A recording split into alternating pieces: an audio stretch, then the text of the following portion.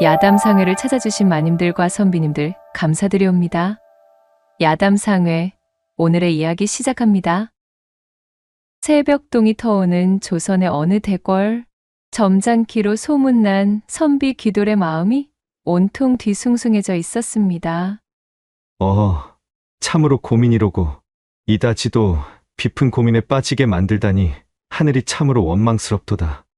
그의 얼굴에는 깊은 수심과 함께 마치 난생 처음으로 여인을 향한 흠모의 감정을 깨달은 사춘기 소년 같은 설렘이 묻어 있었지요. 이런 시간에 귀돌의 마음을 이리도 어지럽게 만든 장본인은 밥맛이 영 오르지 않아 찬모를 새로 드려야겠다며 귀돌의 아내가 근본에 친정 쪽에서 데리고 온 여종, 그 이름하여 춘례였습니다. 주인마님, 쇳내 소시적부터 안방마님네 계집종으로 있었던 춘례라 합니다요. 아무쪼록 앞으로 두 마님네를 성심껏 보필해보려 하니 이쁘게 봐주시면 만극하겠구만요. 처음 이 집안에 발을 들이며 무난 인사랍시고 고개를 꾸벅 숙이며 말하는 춘례를 무심결에 흘끔 쳐다보았던 귀돌은 그만 이 춘례라는 여종에게 첫눈에 반해버린 것이었습니다.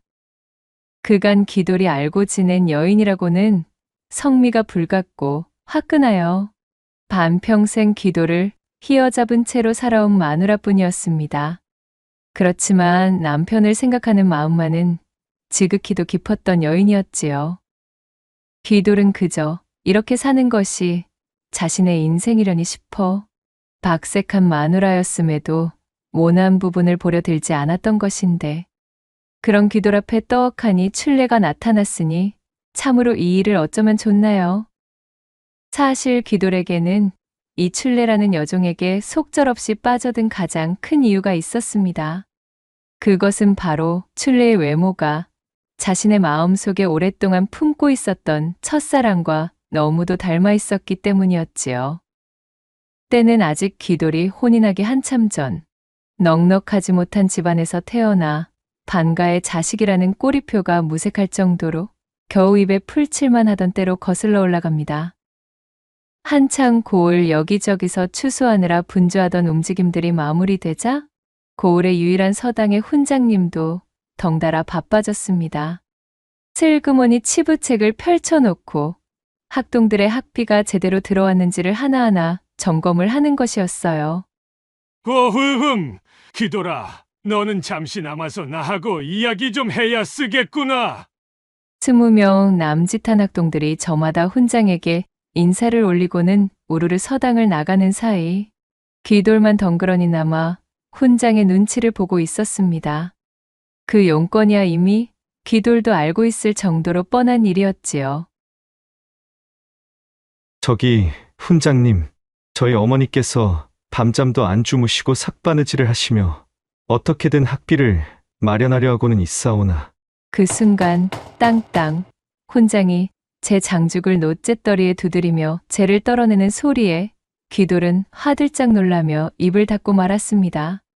거참, 너희 어머니도 뭐랄까? 사람이 낯짝이 있지 그래. 벌써 이것이 몇 번째란 말이더냐? 아니 어찌 평인 출신 자제들도 다 내고 있는 학비를 너희 어머니만 내지 못하고 있는 것이야?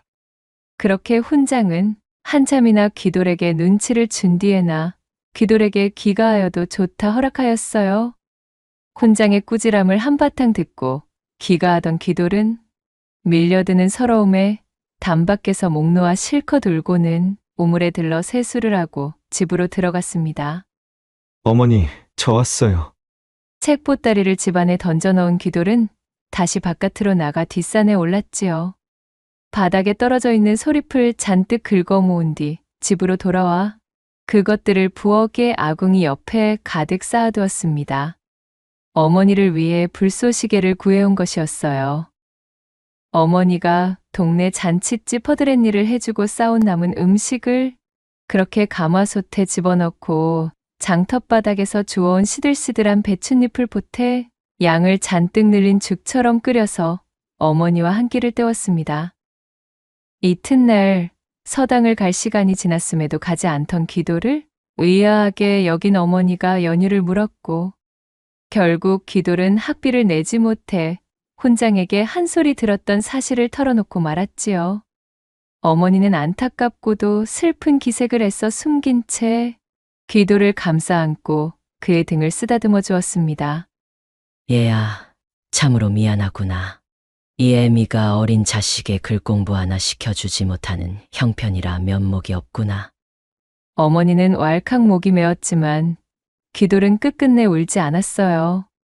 오히려 제 어머니가 슬퍼할까봐 더욱 씩씩하게 대답하는 것이었지요. 어머니, 그런 소리 마셔요.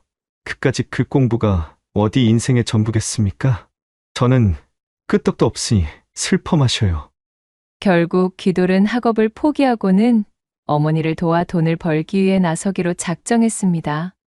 이름뿐인 반가의 후손이라는 꼬리표가 쌀 한 톨 구해다 주지 않는 현실이었으니 기돌은 이참에 서당에 가 있던 시간까지도 돈을 버는 데 쓰자고 다짐했어요. 그는 산에서 진흙을 잔뜩 퍼와 장터 한 곳에 자리를 잡고 화덕을 만들었답니다.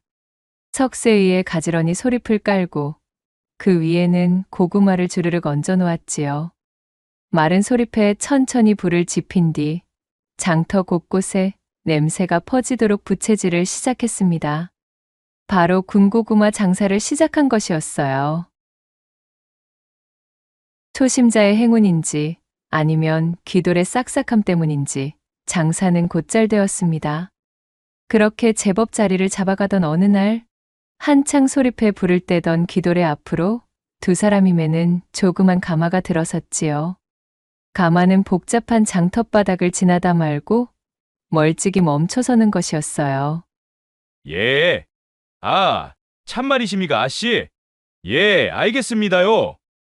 앞쪽의 가마꾼이 가마 속의 누군가와 이야기를 나누더니 제 이마에 땀을 닦으며 기돌에게 걸어왔습니다. 보시오, 고구마 장수 양반. 내 군고구마 한 양어치만 좀 내어주시게나. 장터에서 군고구마를 팔고 있는 앳된 사내의 행색이 차마 반가의 자손이라고는 볼 수 없을 정도로 초라했던지라 가마꾼은 대수롭지 않게 말을 건네는 것이었지요.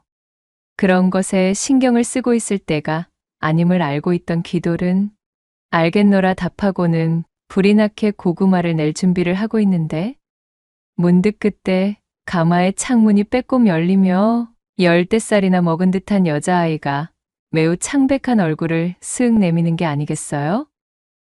소녀는 꽤나 신기한 듯이 한참 동안이나 기돌을 쳐다보고 있었습니다. 그것을 본 기돌은 어쩐지 창피함이 화학 밀려오기도 했거니와 정확한 이유는 모르겠으나 슬그머니 적개심 비슷한 감정도 피어나고 있었어요. 그리하여 가마꾼이 한눈을 파는 사이 군고구마 안쪽에 몰래 숯검댕을 이겨 넣었습니다. 기돌은 서당에 한창 다니며 공부하던 서책의 한 장을 푹 찢어서는 뜨거운 고구마를 감싸 내어줬습니다. 그런 일이 있고 열흘쯤이 지난 다음 장날이었지요.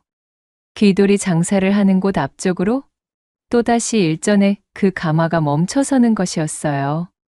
이번에는 좀 더 기돌과 가까운 곳까지 다가와 가마를 세웠답니다.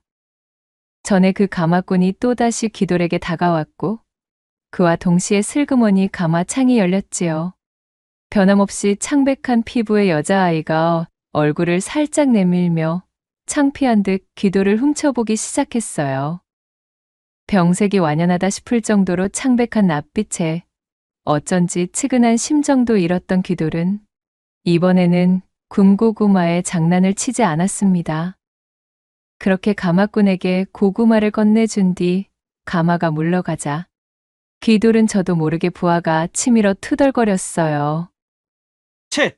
참으로 팔자 한번 좋구먼. 저것이나 나나 씨는 반가의 핏줄을 똑같이 이어받았음에도 저 계집은 무슨 상팔자를 거머쥐었기에 저리도 가마를 타고 하인을 부리며 마치 재주 넘는 예인을 보듯 나를 바라보나 그래. 그렇게 기돌이 괜한 마음에 성을 낸 뒤로도 가마는 꼬박꼬박 기돌의 앞을 찾아와서는 가마꾼을 통해 매번 고구마를 사가는 것이었습니다. 그러던 와중 어느덧 소설이 지나 바람을 타고 느껴지는 날씨가 한층 매서워졌습니다. 장날이 돌아와 귀돌이 부지런히 군고구마의 냄새를 피워대는데도 그 가마는 보이지가 않았습니다. 언제부터인가 귀돌은 자신도 모르게 가마를 기다리기 시작했어요. 헬쑥하기 그지없는 가마 속에 그 소녀의 얼굴을 떠올리며 날마다 기다리기를 반복했습니다. 하지만 장날 마지막까지도 가마는 볼 수가 없었지요. 달포가 지난 그 다음 장날, 기다리는 가마는 오지 않고 가마를 끌던 가마꾼만이 혼자서 귀돌을 찾아왔습니다. 오래간만일세. 군고구마 새냥어치를 주시게나. 그리고 참, 우리 아씨가 날씨가 추워졌을 테니 이걸 자네한테 전해주라고 하더구먼. 우리 아씨가 며칠 밤을 새면서 손수 수편한 것이니 귀하게 사용하시게. 가마꾼이 귀돌에게 내민 것은 바로 얼기설기 짠 토스였습니다. 한참이나 그것을 물끄러미 내려다보던 귀돌은 콧잔등이 시큰해지는 느낌을 애써 숨기며 말했어요. 감사하다 전해주시오. 그리고 고구마 값은 아니 받겠소이다. 하지만 가마꾼은 굳이 귀돌의 손에 생양을 쥐어주고는 고구마를 받아들고 불이 나게 돌아가 버렸어요. 귀돌은 난생 처음 느껴보는 감정에 벌렁벌렁 가슴이 뛰기 시작했습니다. 장사를 하는 둥 마는 둥 넋이 빠져있던 귀돌은 파장이 다가오자 토수를 소중하게 갈무리하여 자신의 품 깊숙이 넣고는 집으로 돌아갔지요. 잠시나마 억하심정을 가졌던 내가 참으로 부끄럽구나. 이다지도 따뜻한 마음을 가진 소녀였거늘. 귀돌은 토수를 꺼내 바라보며 얼굴을 붉게 물들였어요. 이런 귀돌의 마음을 아는지 모르는지 애석하게도 그 다음 장날, 그 다음의 장날도 가마는 찾아오지 않았습니다. 가마가 오던 방향으로 얼굴을 고정해두고 목을 쑥 뺀 채 두리번거리던 귀돌은 이번에 가마가 오면 기필코 내가 손수 고구마를 싸들고는 가마 창 안으로 넣어줄 테다. 그러니 제발 한 번만 다시 찾아와 주었으면. 라고 중얼거리며 목이 빠져라 가마와 그 소녀를 기다리고 있었답니다. 그렇게 시간은 더욱 흘러가게 되었고 그 다음 장날도 또 그 다음 장날도 역시나 가마는 모습을 드러내지 않았어요. 창백한 낯빛에 그 여자아이를 떠올리지 않으려 했어도 귀돌 자신이 매일 쓰고 있는 토수를 보노라면 도무지 잊고 싶어도 잊을 수가 없었습니다. 상사병으로 번진 마음속에 간질거리는 감정이 어느덧 눈덩이처럼 몸집을 부풀려 어느 날의 꿈속에서는 무려 그 창백한 여자아이가 연지곤지의 족두리를 쓴 채 자신을 찾아와 밝게 웃는 모습까지 볼 지경이었답니다. 다시 한번 꼭 보고 싶구나. 지금쯤 그 아이는 어디에서 무엇을 하고 있을까? 그렇게 귀돌이 연심을 무럭무럭 키워가는 동안 시간은 입춘을 훌쩍 지나 봄 기운이 완연히 찾아오게 되었어요. 사흘에는 추위가 완벽하게 물러간 것은 아니었기에 아직 입김이 펄펄 나오고는 있었지만 나무에서는 푸릇푸릇한 새싹이 보이고 있었습니다. 어김없이 장날이 다가왔고 장사에 나섰던 귀돌은 그만 깜짝 놀라고 말았습니다. 분주히 움직이는 사람들 틈에서 예의 그 가마꾼을 발견한 것이지요. 몹시도 반가운 마음의 귀돌은 한 걸음에 달려가 그 가마꾼을 붙들어 세우고는 말했습니다. 저기 이보시오. 내 그쪽에게 대포 한 턱을 내겠으니 걸음이 아니 중하시다면 저와 잠시 이야기나 나누시지요. 대관절 자네는 무구기에 나에게 대포를 낸다는 겐가? 저를 모르시겠습니까? 일전에 그 군고구마 장수입니다. 귀돌이 품속에서 토수를 꺼내 보이자 그제야 가마꾼이 고개를 끄덕이며 귀돌을 알아보는 눈치였어요. 그러고 보니 낯이 있군 그래? 아무튼 일이 다시 본 것도 인연이니 어여가세나. 그렇게 귀돌은 가마꾼을 데리고 객잔으로 들어가 그를 대접했습니다. 주거니 받거니 잔을 나누며 궁금했던 이야기들을 풀어내니 이것을 어쩌면 좋을까요? 가마꾼으로부터 그만 청천벽력 같은 소식을 듣고 말았습니다. 가마를 타고 다니던 그 소녀는 고을에서 유명한 유지의 손녀로 단 하나뿐인 핏줄이었습니다. 그녀의 아버지는 무관으로 나라의 녹을 먹는 관리였으나 오랑캐가 쳐들어온 호란에 참전한 뒤 안타깝게도 전사하고 말았지요. 지아비의 유고를 받아든 그녀의 어머니 또한 그 충격을 이기지 못하고 식음을 전폐하더니 몇 달을 버티고는 남편의 뒤를 따라갔다는 것이었습니다. 졸지에 부모를 모두 잃은 소녀는 그 이후 심하게 열병을 앓은 뒤 다리를 절게 되었고 걸을 수 없는 몸이 되었다고 했습니다. 마압소사. 그래서 그렇게 가마를 타고 다닌 게였군요. 얼굴에도 병색이 완연해 보인다 싶었는데. 가마꾼의 이야기를 들은 귀돌은 자세한 내막도 모른 채 그 소녀를 보며 팔자 운운하고 악담을 퍼부었던 것에 뼈저린 후회가 밀려왔습니다. 코끝이 찡해진 귀돌이 한숨을 내쉬고 있는데 가마꾼이 이어서 말했어요. 참으로 기구하기가 이루 말할 수가 없음이지 않겠는가? 거기다가 더욱 애잔한 것은 그런 우리 아씨에게 폐병까지 찾아왔다네. 그나마 바람이나 쇠로 장터에 거동하는 것조차 폐병이 심해져 못하게 되었지. 귀돌의 눈에 천천히 눈물이 고이기 시작했습니다.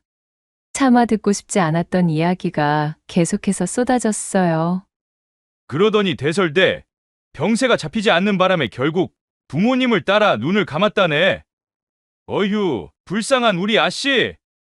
이후로 대포를 나누던 가마꾼과 귀돌은 말수가 없어졌습니다. 귀돌의 눈에서 굵직한 눈물이 연거푸 쏟아지며 그렇게 술잔이로 떨어지기만 할 뿐이었습니다. 이튿날이 밝자 귀돌은 아침부터 분주히 외출할 준비에 여념이 없었습니다. 가마꾼에게 전해 들은 곳으로 발걸음을 옮기고 또 옮겼지요. 고개를 한참이나 넘고 강 건너 춘설이 소복한 산속으로 당도하자 가마꾼의 말대로 3개의 묘가 드러났습니다. 2개의 오래되어 보이는 묘 옆으로 새로 만든 묘가 눈에 들어오자 귀돌의 눈에서 다시금 눈물이 흘러내렸지요. 귀돌은 준비해온 술호리병과 군고구마를 묘 앞에 조심스럽게 내려놓았습니다. 부디 좋은 곳으로 가 있기를 바라오. 잠깐이었으나 내 참으로 깊이 연모했소이다. 이승을 하직한 소녀의 묘 앞에 엎드린 귀돌은 그렇게 자신의 첫사랑을 가슴 속에 묻을 수밖에 없었답니다. 이후로 귀돌은 부지런히 세월의 풍파를 견뎌낸 끝에 가세를 일으킬 정도로 살림이 나아지게 되었고 중매로 알게 된 지금의 아내와 어찌저찌 혼인까지 하게 되었답니다. 점차 살림이 나아져 이제는 번듯한 양반의 태가 나게 되었음에도 별다른 즐거움 하나 없이 묵묵하게 나이를 먹으며 살고 있었지요. 바로 그러던 찰나 그 시절 자신의 첫사랑의 외모와 너무도 닮아있는 이춘례가 등장한 것이었어요. 앳된 사내로 회춘한 듯한 마음에 기름을 붓기라도 한 듯 쉴 새 없이 귀돌의 심장이 뛰고 있었습니다. 사연이 녹아있는 애틋한 마음이 춘심으로 더해져 그만 상사병이 되자 이제 나의 눈만 감았다 하면 춘례의 개미처럼 웅푹 들어간 허리춤에 그 눈빛에서 뚝뚝 떨어지는 꿀 같은 춘기가 떠오르기에 여념이 없었어요. 못다 이룬 자신의 초연이 운명처럼 다가온 착각까지 이뤘습니다. 사정이 이리 되니 귀돌은 더 이상 견디기가 힘들 지경이었어요. 춘례가 부엌을 오가며 오만하게 무르익은 복숭아 같은 둔부를 요리조리 뽐낼 때 귀돌은 회춘이라도 한 듯 천지가 뒤흔들리며 자신이 이다지도 건강한 사내였음을 깨닫게 되는 것이었습니다. 그러니 그만 아무것도 모르던 쑥맥선비의 얼이 빠지고 그 뒤로는 혼마저 빠져버리기 일쑤였답니다. 그간은 원래 행사처럼 안방으로 넘어가 제 부인의 옷고름 매듭을 만지작대던 귀돌이었으나 이 춘례라는 존재가 집으로 들어선 이후로는 안방을 향하는 발길을 아주 뚝 끊게 되었지요. 머릿속에 춘례에 대한 생각만이 가득 들어차서는 도대체가 집중이 되지 않는 것이었습니다. 늦게 배운 도둑질이 그리도 무섭다더니만 느지막이 눈에 들어온 참모 출래를 보고서는 팔자에도 없던 상사병이 나버린 것이지요. 이 일을 어찌할꼬 이래서는 아니 되거늘. 매일 입버릇처럼 똑같은 말만 중얼거리며 제 마음을 정돈해 보려던 귀돌이었지만 밤마다 출래가 자리끼를 들고 귀돌의 침소로 들어와 그의 이부자리를 깔끔하게 정리하며 해맑게 웃어 보이면 귀돌의 다짐은 늘 물거품처럼 희석되고 말았습니다. 귀돌은 품에 숨겨둔 엽전 한 잎을 그녀의 손에 꼭 쥐어주고는 고생했다는 말과 함께 은근슬쩍 출래의 얇은 손목이나 살짝 건드려 보는 것이 고작이었지요.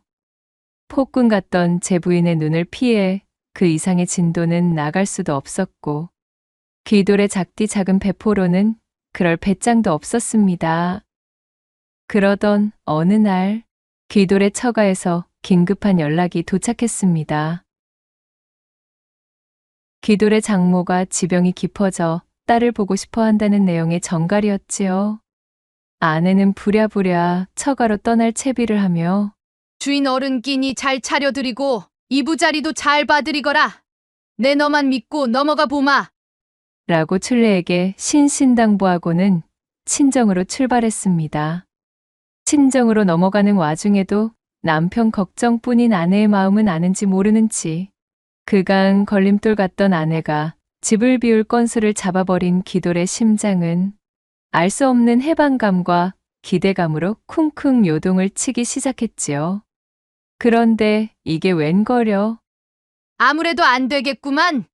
대문을 나선 지 겨우 두어 숨도 뱉기 전에 귀돌의 아내가 다시 집으로 돌아오는 것이 아니겠어요? 아니, 여보. 가던 친정은 어쩌고 다시 돌아온 게요?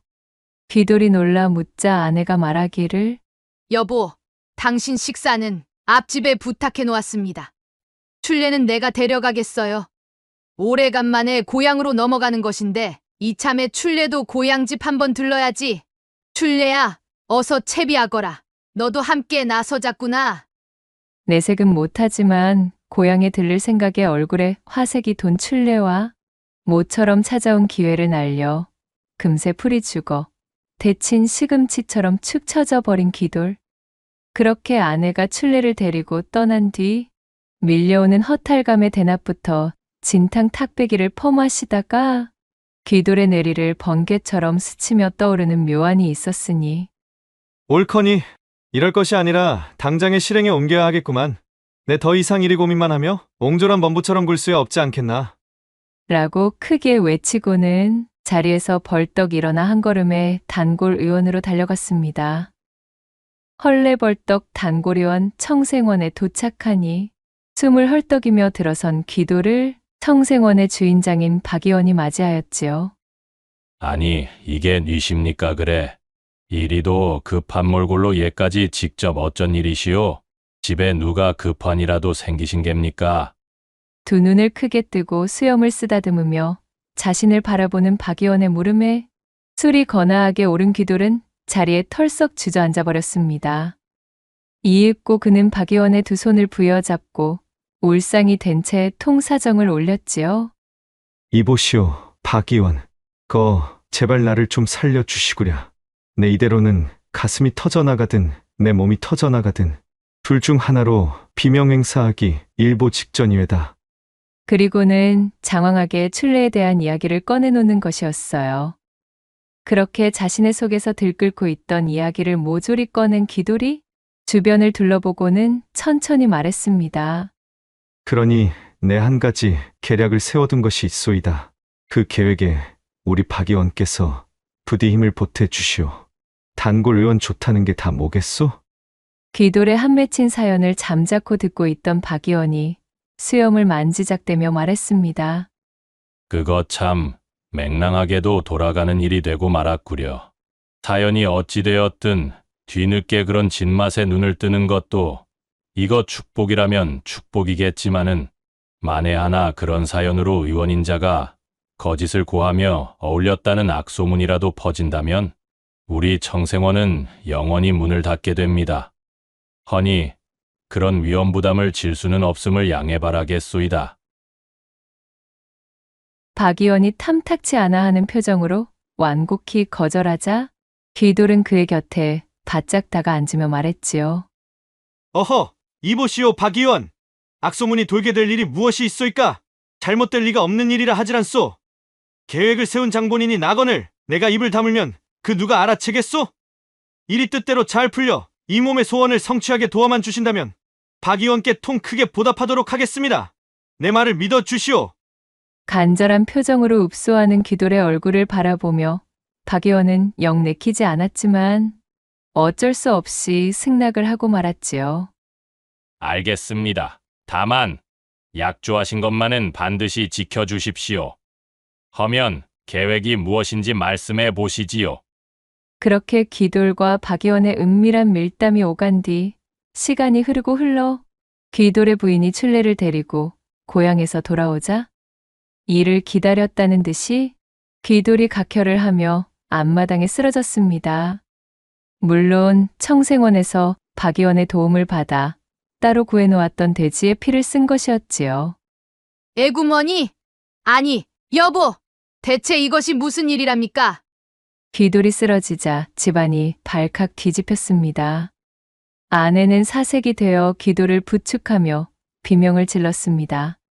귀돌은 눈이 뒤집힌 채로 사지를 덜덜 떨고 있으니 너무도 놀란 아내가 허둥대는 목소리로 춘례를 부르며 소리쳤지요. 춘례야, 큰일 났다. 청생원에 가서 박 의원님을 모셔오거라. 얼른. 안절부절하던 차에 겨우 정신을 차린 춘례가 한 걸음에 달려가 청생원에서 박 의원을 모셔왔습니다.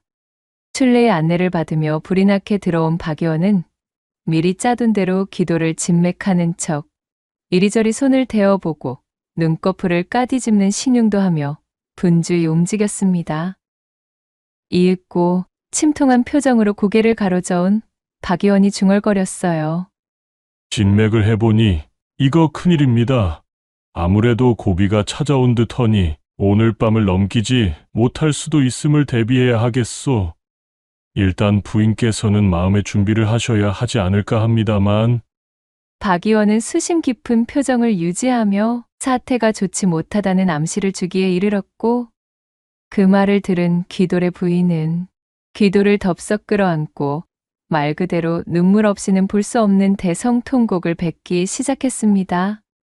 의원님, 무슨 수가 없겠습니까? 이대로 남편을 보낼 수는 없습니다. 제발 방도가 있다면 부디 알려주십시오. 뭐든 따르겠습니다, 의원님.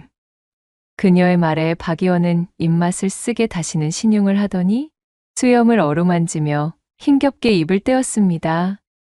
애꿎은 사람을 속여먹고 있다는 자괴감이 박 의원의 속에서 뭉게뭉게 피어오르고 있었기에 그것을 억누르기 위한 동작이었지요.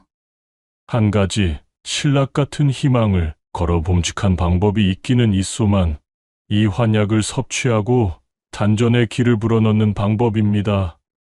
현재 생원 어른의 온몸에 기라는 기는 전부 빠져있는 상태이오니 그렇게 기력을 보충한다면 필시 차도가 보일 것이오.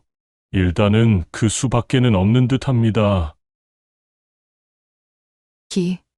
기라니요? 그것이 몽땅 빠져 내 지아비가 저 모양 저 꼴이 되었다는 말입니까? 허면 어찌하여야 남편의 몸에 그 부족하다는 기를 불어넣을 수가 있겠습니까? 지푸라기라도 잡는 심정으로 귀돌의 아내가 묻자 박 의원은 천장을 올려다보며 한숨을 깊게 토했습니다. 기를 보양해 줄 처자가 한 명 있어야만 합니다. 전에 내려오는 의서와 의술이 시사하는 바는 그러하오나 내 생각에 그것도 사실은 부질없는 짓이요. 그 방도가 생원 어른께 효과가 있을지 없을지 확신도 안 서는 데다 글쎄 이러한 시각에 기가 차고 넘치는 생판남인 처자를 대체 어디서 구해오며 설령 구한다 하더라도 그 처자가 이러한 일에 응할지도 모르는 것이라. 박 의원이 귀돌의 뜻대로 미리 짜둔 허풍을 근심 깊은 얼굴로 중얼거리자 귀돌의 부인이 꽥 소리를 지르며 외쳤습니다. 사람 목숨이 왔다 갔다 하는 판에 지금 그런 사사로운 것을 가리게 생겼답니까? 일이 한가지고 있을 때가 아닙니다. 하고는 벌떡 일어나 문을 박차고 나가다가 말고 후다닥 도로 들어오는 것이었지요. 아니, 박 의원님. 등잔 밑이 어둡다더니만 우리에게는 출례가 있었잖아요. 출례라면 어떻습니까? 남편에게 효험을 보일 만한 길을 가지고 있답니까? 어서 출례를 진맥해 주셔요. 돌아가는 상황이 어리둥절하여 멀뚱히 눈치만 보고 있는 출례의 손을 잡아 끈 기돌의 부인이 박 의원을 재차 재촉하며 다급하게 굴자 눈을 감고 자빠져 있던 기돌은 속으로 쾌재를 부르고 있었습니다. 박 의원과 결탁하여 한바탕 판을 벌인 소동이 제가 노린 대로 착착 진행되고 있으니 이 어찌 신이 나지 않을 수가요. 이윽고 박 의원이 마음을 가다듬으며 말했습니다. 일단 모두가 지푸라기라도 잡는 심정이니 되든 안 되든 한번 진행해 봅시다 그려. 이복에 출례, 사람 목숨이 왔다 갔다 하는 판이니 부탁 좀 함세. 도와주시겠는가? 아무것도 모르던 순진한 출례는 주변의 기세에 잔뜩 기가 눌려 우물쭈물거리며 답했답니다. 쇳내는 뭐가 뭔지 잘 모르겠지만 아무튼 쓰러진 주인 마님을 살릴 수 있다면 무조건 해봐야지요. 암요? 출례가 고개를 끄덕이며 말하자 박 의원은 준비한 대사들을 술술 읊기 시작했어요. 일단 일이 허해진 생원 어른의 길을 보양하려면 단전과 단전을 맞대어 음에서 양으로 기가 흐를 수 있는 길을 연결해 주는 것이 무엇보다 중요합니다. 즉, 출례의 단전을 생원 어른의 단전과 맞추어야 한다는 소리지요.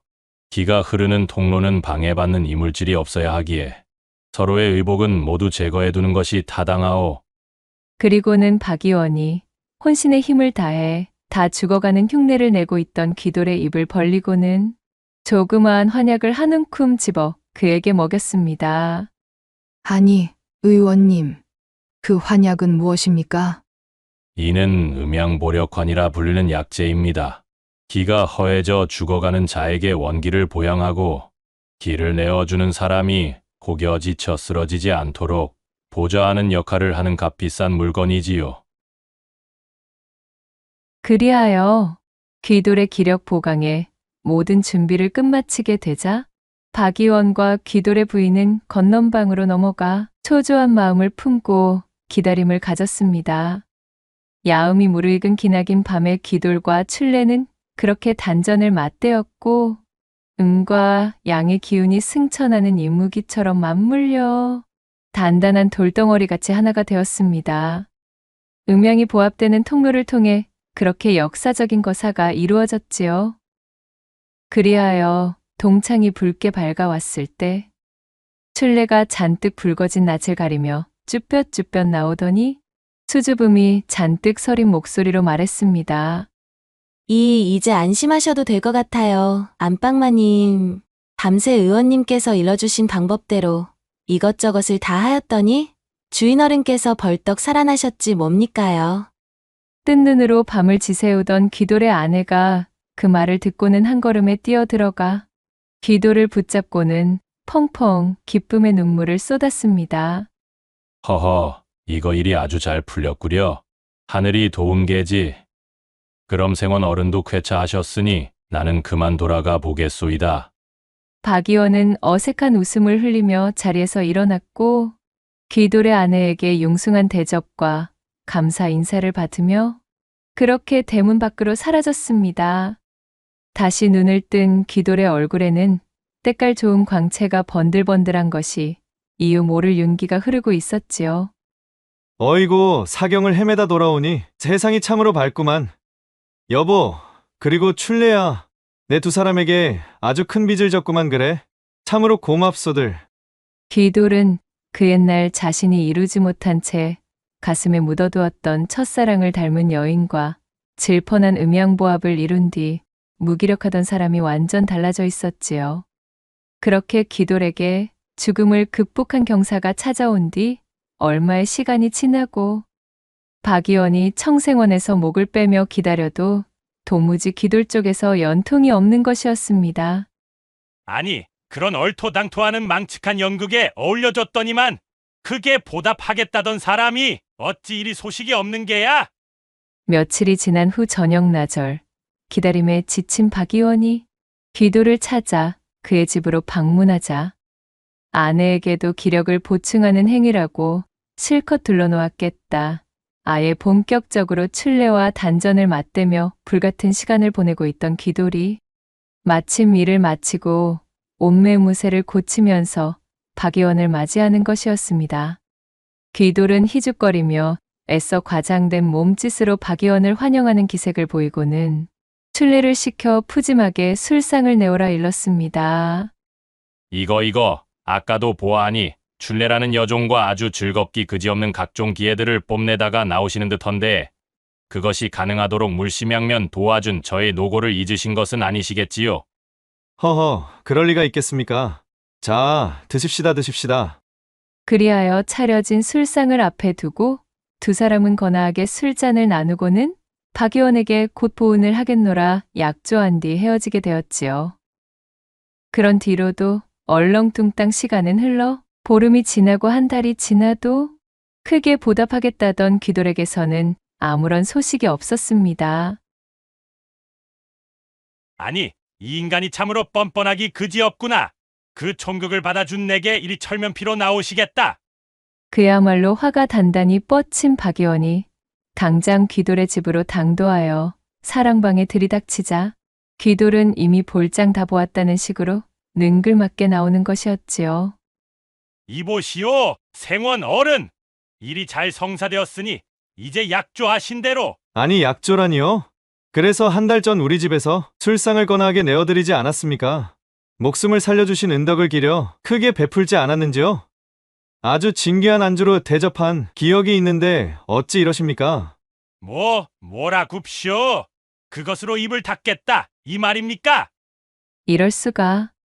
출례와 단전을 맞댄 이후 큰일이라도 치루냥 사람이 완전히 달라져 버린 귀돌의 철면피에 박 의원은 부득부득 이를 갈았지만 어쩔 수가 없었습니다. 만약 귀돌이 다른 마음을 품고 진실에 대한 소문이라도 동네방네 떠들어 버린다면 귀돌이야 겨우 얼굴에 먹칠만 하는 정도로 창피만 받으면야 끝나는 일이었지만 병환을 꾸며 새파란 여종과 밤을 지새우게 만든 것도 모자라 그 일을 동조하고 그의 아내마저 속여버린 일은 고을의 의원으로 오랜 기간 명맥을 유지하며 평판을 쌓아온 자신의 명성을 끝장내기 딱 좋은 것이었습니다. 귀돌도 이를 아주 잘 알고 있었기에 뒷간에 들어갈 때 마음과는 달리 뒷간에서 나올 때의 마음을 고쳐먹고 이리 강짜를 부리고 있었던 게지요. 박 의원은 헛기침을 몇 번 던진 뒤 사랑방을 나서며 조용히 말했습니다. 그래, 내 아주 잘 알겠소. 보시오, 생원 어른. 그날 밤에 그대가 먹은 환약이 무엇인지는 아시오? 음양보력환이라는 근사한 이름으로 내먹여드렸던 환약 말이오. 그딴 걸 낸들 어찌 알겠나? 쓸데없는 요설 늘어놓지 마시고 볼일 끝났으면 이만 돌아가시게나. 관심 없다는 듯 귀돌이 오만하게 고함을 치며 박 의원을 쫓아내자 박 의원이 미소를 머금으며 답해 주었답니다. 그거 사실은 약에 쓰려면 없다는 견분으로 만든 환약 이외다. 넘길 때의 맛이 텁텁한 것이 아주 구렸을 텐데 몰랐소? 뭐시라? 개똥으로 조제한 환약을 내게 먹였다는 말인가 지금? 그렇소이다. 그대가 만약 나와의 약조를 어기고 온 고을에 내가 그대를 도왔음을 떠벌리기라도 하면 곤란하기에 입막음을 대비해 만들어둔 문안을 먹여둔 것이지.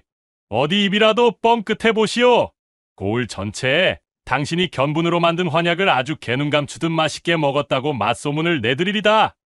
박 의원은 껄껄 웃으며 뒤도 돌아보지 않고 돌아가 버렸고 귀돌은 버선발로 마당까지 기어나와 헛구역질을 하며 그날 먹은 모든 것을 다 개워내기에 이르렀지요. 그리고 그날 이후로 귀돌에게는 꾀병이 아닌 새로운 병이 생겨나게 되었습니다. 이후 달포쯤의 시간이 지난 어느 날 귀돌의 집에서 때 아닌 곡소리가 들리고 있었습니다. 그 이유인 즉슨 동네에서 지나가는 개만 보아도 구역질을 멈추지 못하더니 이내 밥 한 술 뜨지 못하고 자리에 드러누워 버린 기돌이 나날이 병색이 짙어졌기 때문이었어요. 식음을 전폐한 채 낯빛만 새파랗게 질려가는 남편을 본 기돌의 부인이 박 의원을 찾아가 진맥을 부탁해 보았지만 박 의원은 냉랭하게 딱 잘라 거절할 뿐이었습니다. 예햄, 그 병에는 약이 없소이다. 아니, 의원님, 진맥도 해보지 않으시고 어찌 그리 말씀을 하시는 geb니까? 한번 보아주기라도 하셔야지요. 보아야만 아는 병이 있다면 보지 않아도 훤히 보이는 병도 있다오.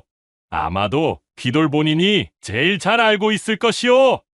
그리하여 밀려드는 토끼를 이기지 못해 시름시름 앓던 기돌은 결국 자신의 꾀를 자신이 이겨내지도 못하고 더욱 식욕을 잃어버린 채 그 애를 넘기지 못하고 말 그대로 변을 치르고 말았으니 어떤 의미로는 이루지 못했던 자신의 애틋한 첫사랑이 있는 곳을 향해 이제서야 먼 여행을 떠나게 되었다고 볼 수도 있게 되었답니다. 영문을 모르는 기돌의 처와 출래만이 눈을 감은 기돌을 붙잡고 굵은 눈물을 흩뿌리며 목 놓아 통곡하였다는 후문이 전해지고 있사옵니다. 낭독해드린 이야기가 마음에 드셨다면 구독과 좋아요, 댓글로 야담상회를 응원해 주셔요. 늘 잊지 않고 야담상회를 찾아주시는 마님과 선비님들 시청해 주셔서 참으로 감사하옵니다.